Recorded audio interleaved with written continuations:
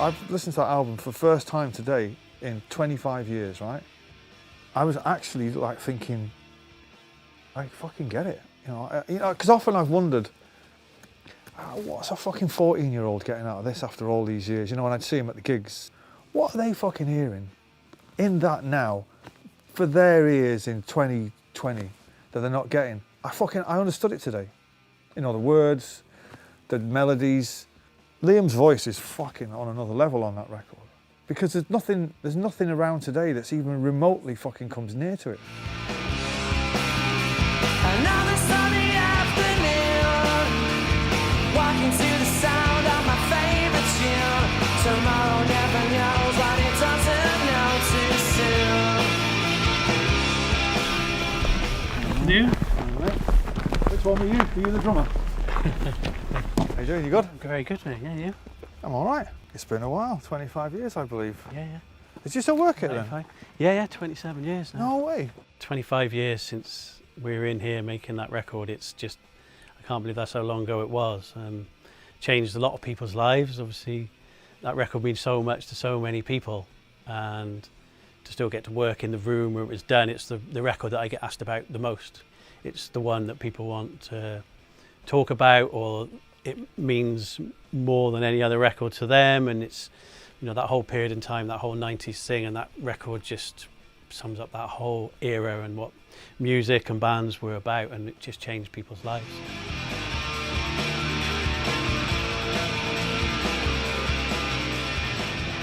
My brother Charles and I are the co-founders of Rockfield. We started off in 1960 in the attics, very simple career, but we had no idea that Rockfield would end up such a worldwide success and place which people look at as want to know, why is it so successful? What's the mystery of it all? Well, the mystery of Rockfield is that we've attracted the greatest bands of all time because they like to be here, and we have history, and Oasis is part of the Rockfield history. When we did the first version of Definitely Maybe, the version that still to this day remains unreleased, we did it over the hill there in Kingsley's brother's studio, which is called Mono Valley. And the Stone Roses were in here doing Second Coming. And I've known Manny for a long time. We'd come up here to see Manny to scrounge drugs off him. But the interesting thing about that is, by the time we'd done Definitely Maybe for the second time, been fucking all the way around the world, smashed the arse out of it, done 3 fucking world tours, the Stone Roses were still here. Some might say was out, we'd had our first #1, and if there was any plan, it would have been, let's fucking keep it going. But there was no big sonic fucking, no, I'm gonna shift it this way, or we're gonna do it that way, or we're gonna make a more rounded record. I had some songs. I had enough for a record, and the ones that I hadn't finished, I was going to finish them off in the studio. It was just getting in there and doing it, you know. I mean, we were on Creation Records. There was no master plan or anything. As soon as Creation and Oasis started to make plans, it was fucking over.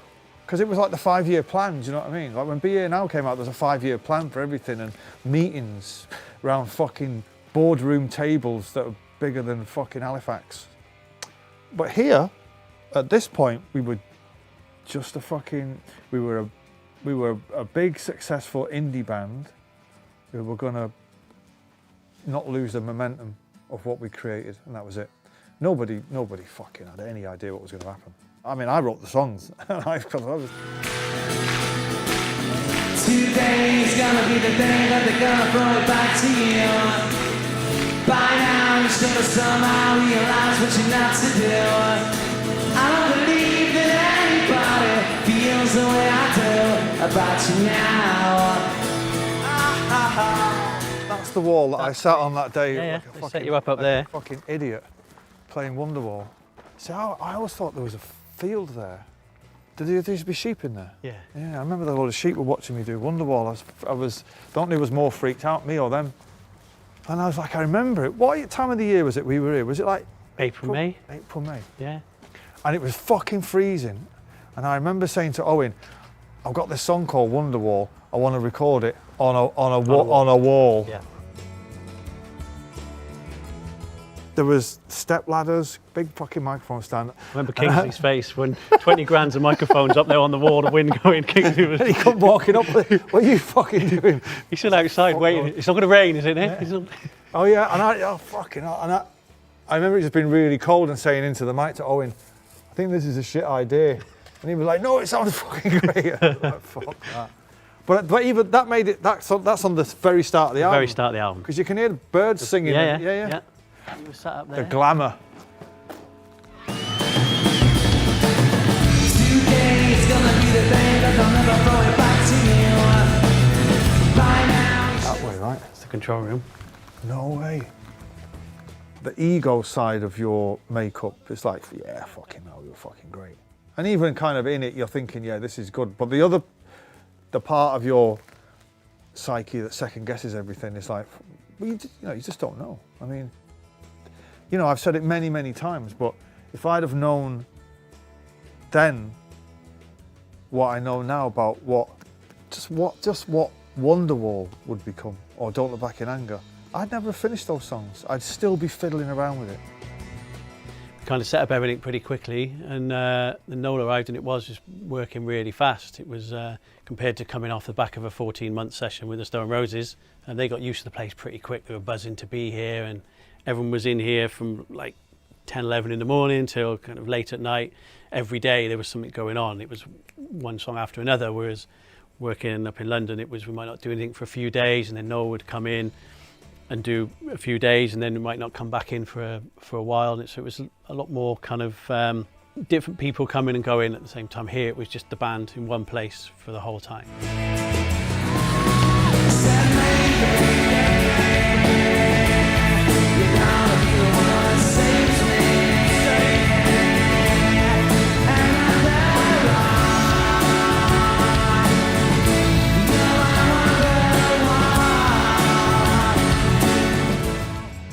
Is this it? Fuck. Is that the same desk? No, different. It's a Neve, but we had a different Neve in there. But everything else pretty much the same. That's not the same couch.